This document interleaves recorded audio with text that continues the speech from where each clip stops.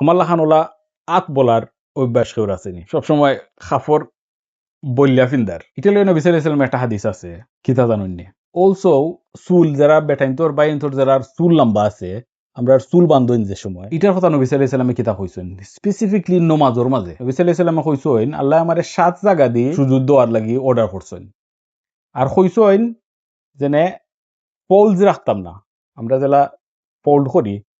বা ঠাকিন করি আর চুল চাইরিয়া দিতাম সো আপনি নমাজের সময় লাগরা এই সময় আপনি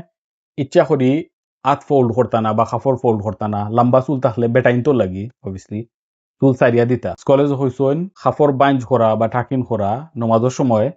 এটা মাখরু বা চুল বান্ধা মাখরু বেটাইন তো লাগি সে হইতে পারেন আমি যে সময় নমাজে যাই আমি তো ফ্যান্ট বলি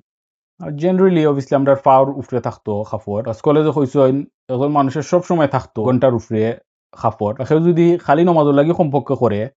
it's fine বা কেউ ধরুন খামর মাঝখানে ইয়ে নামাজ পড়রা কলেজ অলসো কইছেন it's fine to do that যদি থাকেই লাত তুলা বা কিতা করা খালি নমাজের লাগি কোনো সময় টাকিন করতা না বা আত বলতা না বা চুল বানতা না